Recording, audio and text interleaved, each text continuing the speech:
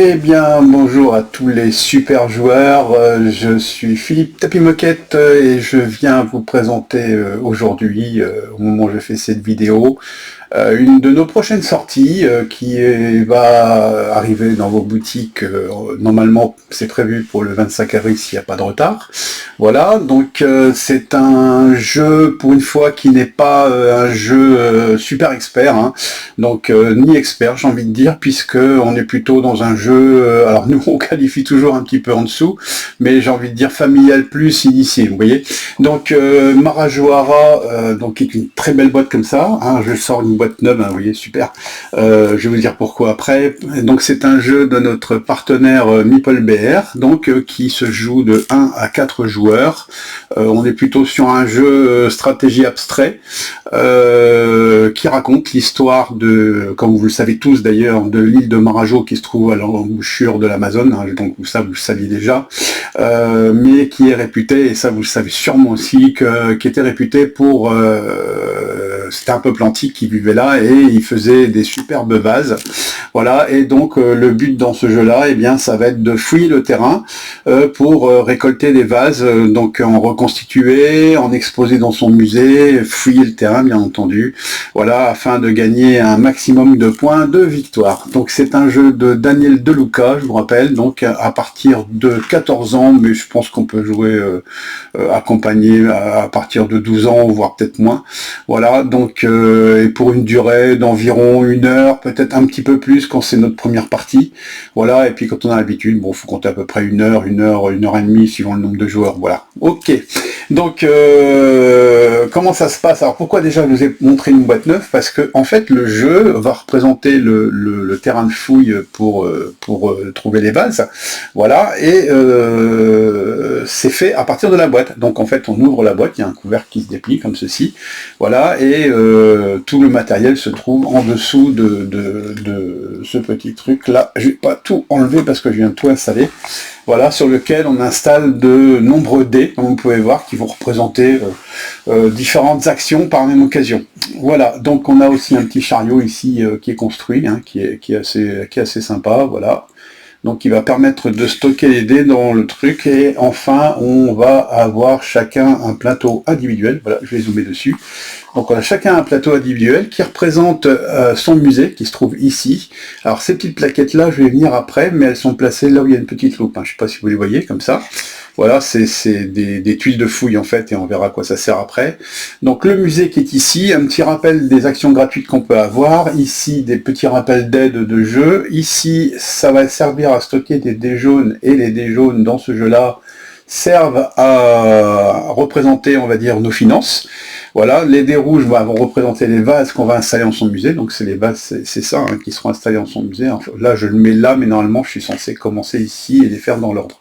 Voilà, et enfin, on a un vase qui est éparpillé, qui est cassé. Voilà, donc il va falloir reconstituer, et qui est également une source de points de victoire. Donc de jeu en un, on a un petit puzzle de 6 pièces.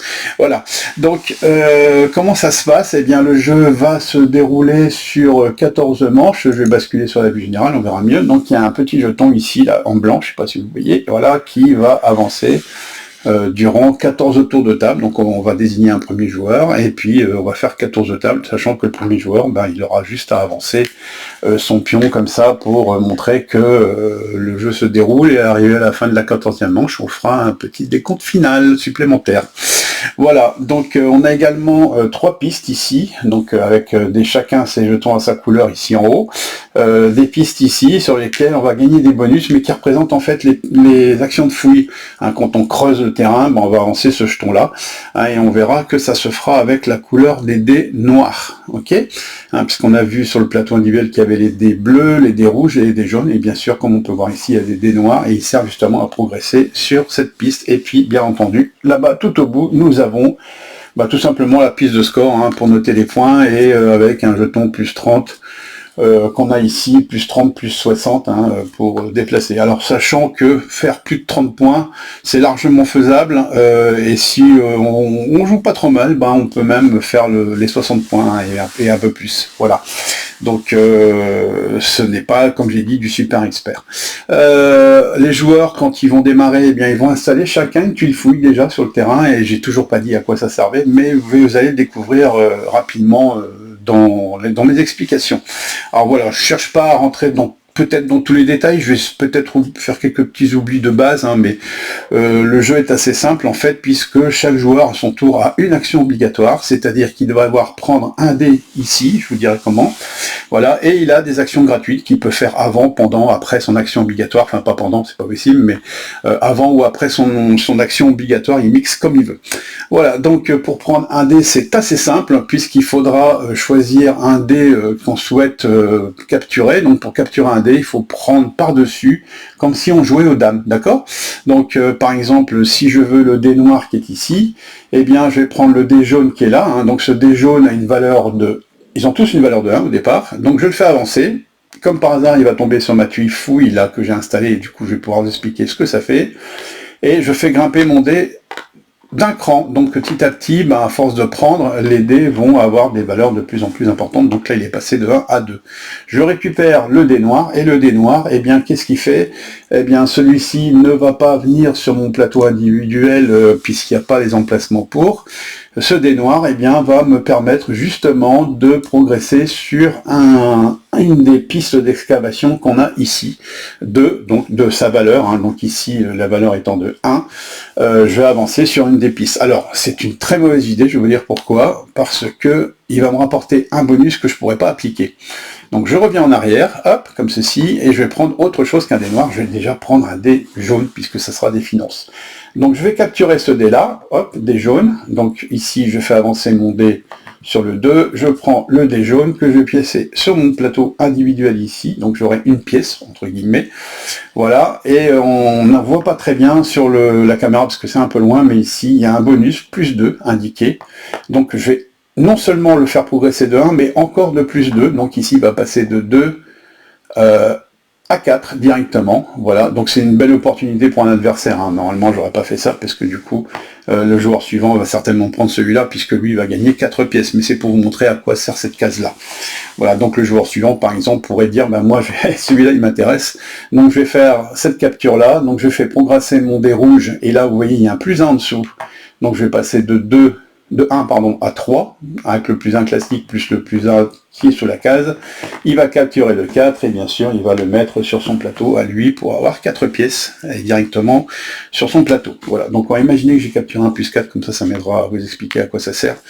Voilà, donc ça c'est l'action obligatoire, on passe par-dessus un dé comme ça et on le capture et on va appliquer son ou ses effets par des actions gratuites. Alors on a vu que le dé noir justement permettait de faire progresser sur une des pistes là-bas. Donc je reviens comme si c'était à nouveau mon tour, je vais prendre le dé noir qui est ici, hein, bien sûr les autres joueurs ont joué entre deux, je fais progresser à plus 1, pardon, donc à 2, je récupère le dé noir et je vais progresser sur une des pistes de une case. Donc bien entendu, je vais prendre celle-ci, on va voir pourquoi, parce que c'est écrit petit là, vous voyez, mais on voit un dé jaune où il est marqué plus 1, ce qui va me permettre de faire grimper ce dé-là de plus 1. Donc vous voyez, il y a des petites combos à faire comme ça.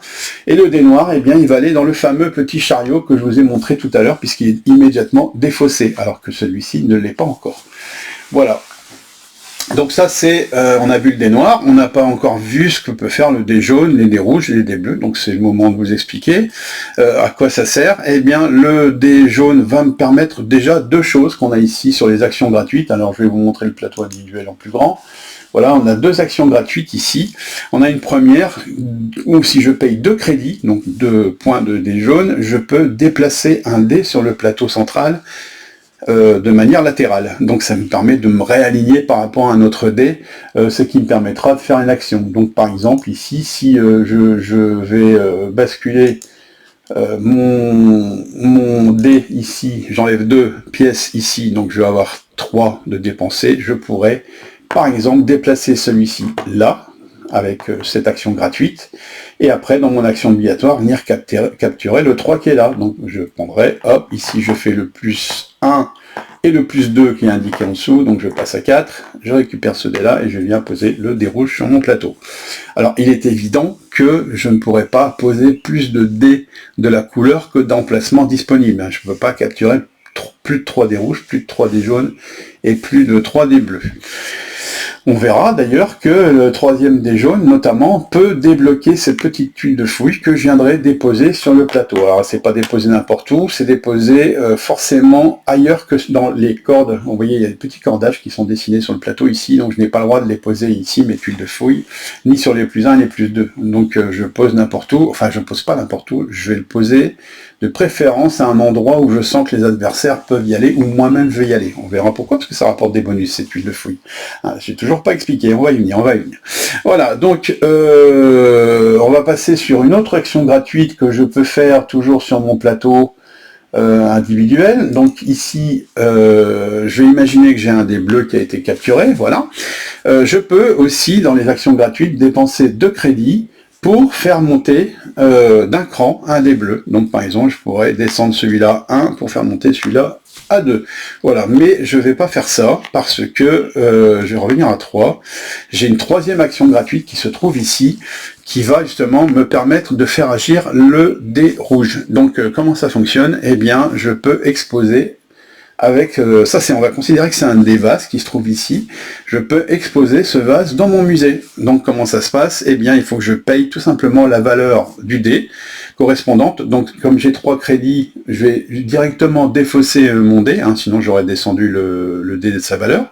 Voilà, et je vais donc le mettre dans le petit chariot. Je vous rappelle que tout à l'heure, les dés qui sont à défausser viennent ici. Et je vais exposer mon vase, donc qui a une valeur de 3, je vais le poser ici. Je dois forcément commencer là, et devinez, je vais pouvoir reposer une tuile fouille sur le plateau là-bas.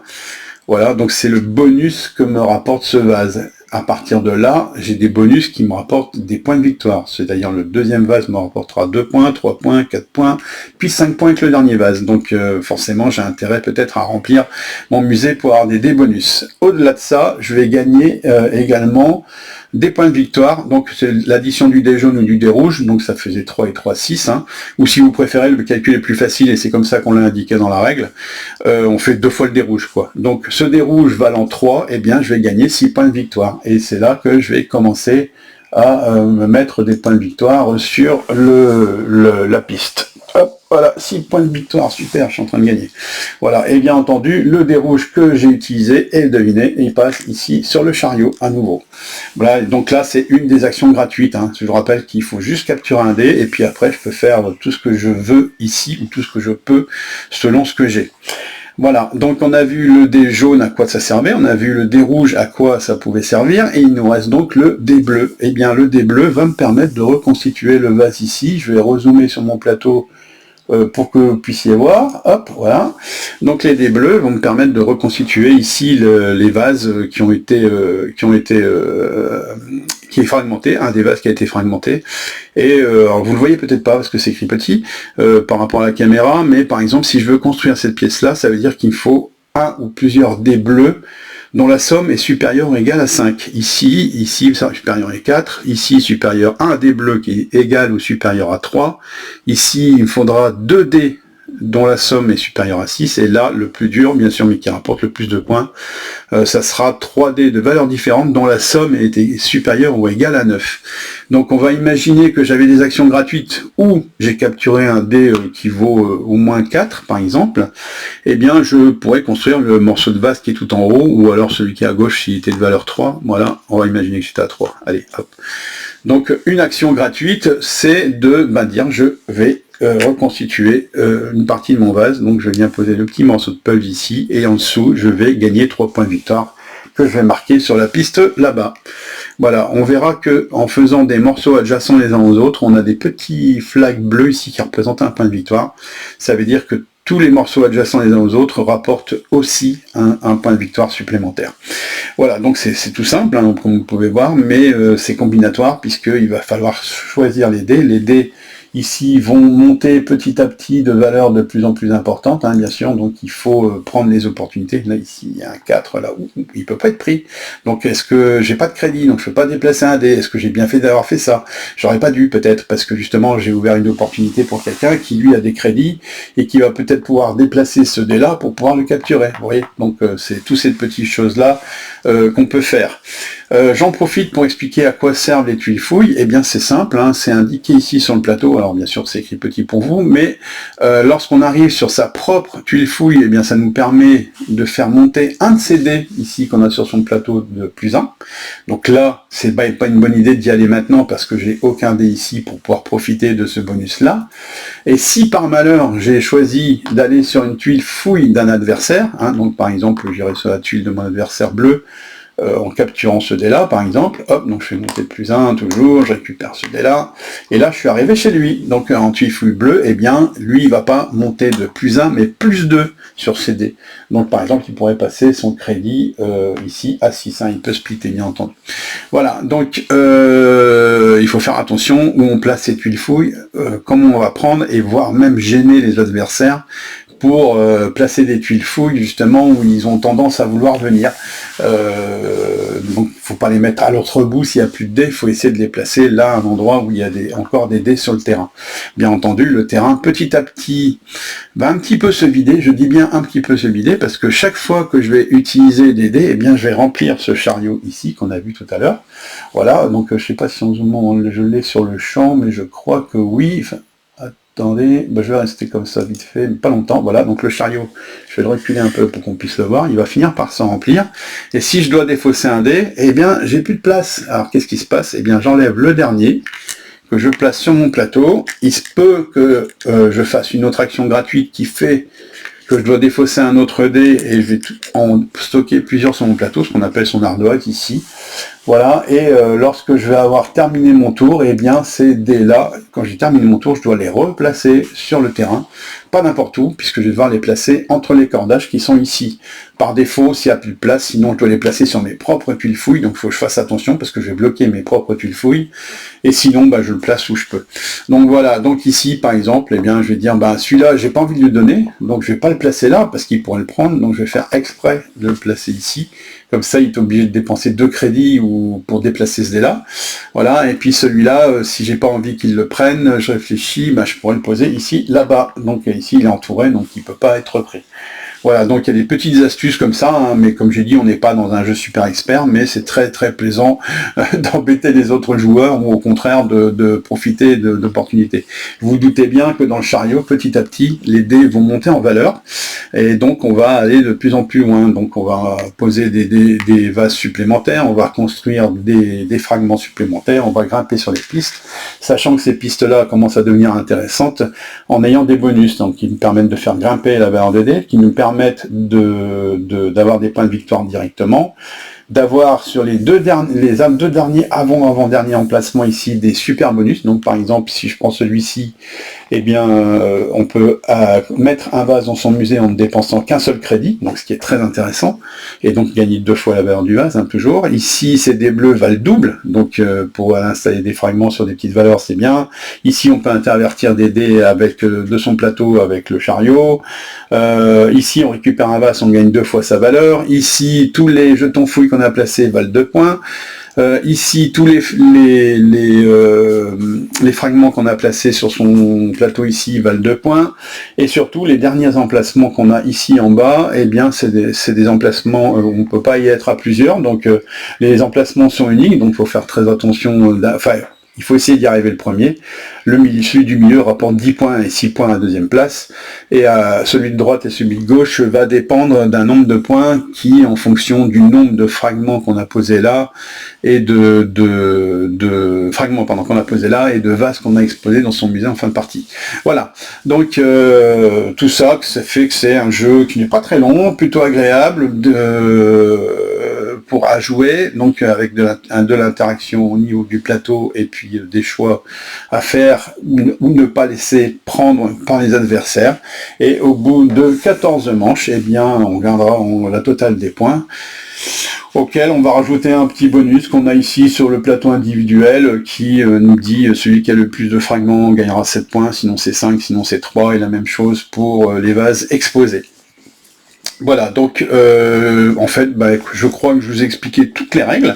Donc je rappelle que ça sort le 25 avril 2025 en boutique.